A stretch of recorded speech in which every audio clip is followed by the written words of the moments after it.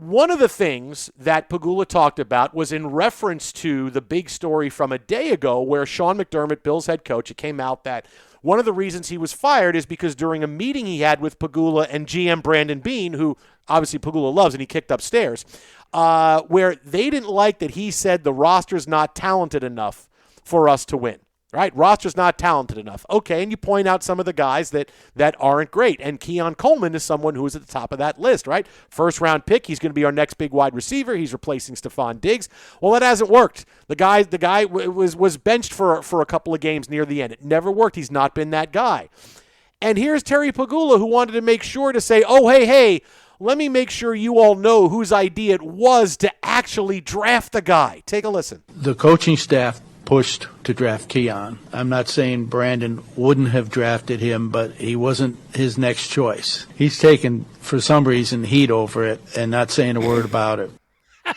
Okay. This is, first of all, this is your owner playing, oh yeah, not, oh yeah, whatever you say bounces off me and sticks to you. Oh no, it wasn't our idea to draft Keon Coleman. It was your idea. It was the coaching staff. I'm going to absolve my GM, who apparently has no power. Because the coaching staff wanted to draft Keon Coleman. So I'm going to say that he had no impact on this whatsoever, which is embarrassing for the GM, the guy you kept and you gave a promotion to. But now you have a guy that's on your roster that's still playing for you. Keon Coleman is still playing for the Bills, although after this, I don't know for how long. Maybe he asked for his release. Maybe the Bills trade him. They might have to, because here's your owner publicly airing out, yeah, hey, this guy stinks. Wasn't my idea to draft him. It was our coach's idea. He plays for you. He's on your team. He's on a rookie contract, and you decide to say, don't blame me, blame him. This is what we do at Sports Talk Radio. This is not what you do as an owner. This guy is still on your team. What are you thinking, Terry Pegula? Don't blame me. I voted for Kodos. Look, the problem is that there's video from the combine that they put up about how excited they were, and Beane actually getting jacked up about the fact that Coleman ran a 5.740. Oh, that's going to help us. That's going to help us in the draft. So it's like, no, you're lying, and we have irrefutable evidence of you being excited in the box watching the workouts and getting excited that the guy sucked. Yeah. And that he was slow and that would benefit you somehow. This is the beginning of this. When you knew you heard this, I said, okay, we're getting clear insanity from Terry Pegula. Then he went on to say when he made the decision to fire Sean McDermott, and it happened right after the loss to Denver. My decision to bring in a new coach was based on the results of our game in Denver. I know we can do better, and I know we will get better. He said that after seeing the locker room following the game and Josh Allen was crying and everybody was in despair, that's when he made his decision to fire Sean McDermott. Okay, now let put a pin in that for a second. He also went on to say in this press conference and talk about, of course, the interception that was ruled. Brandon Cooks did not have possession. Interception for the Broncos. They drive down and get the big score. They win the game. The Bills have decided, okay, as I said, they can't handle failure, so they're hiding it with bitterness and excuses. Right here, no, we're making the excuse about Keon Coleman, and now we're going to say, oh, yeah, the interception. He went on a long explanation today about how it wasn't an interception, it was a completed pass, and the NFL screwed them.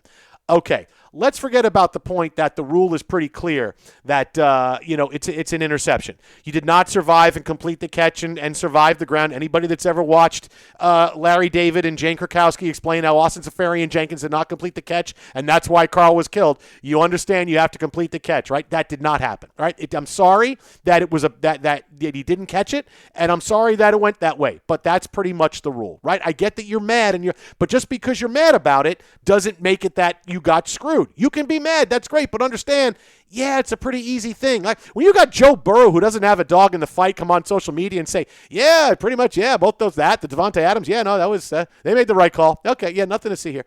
So here are the Bills. Was that when he was sitting in that McDonald's? Yeah. Well, he wasn't sitting in Taco Bell with Devontae Adams. So you have the Bills now who continue to want to go down the road of we got screwed on that interception. And if that call is not made, we win. Okay, think about that, right? Many Bills fans, and Pegula is saying that as well. So just think about this for a second. He made the decision to fire his head coach because they lost the game. However, he says they got screwed in the game and it should have been a catch and they should have won.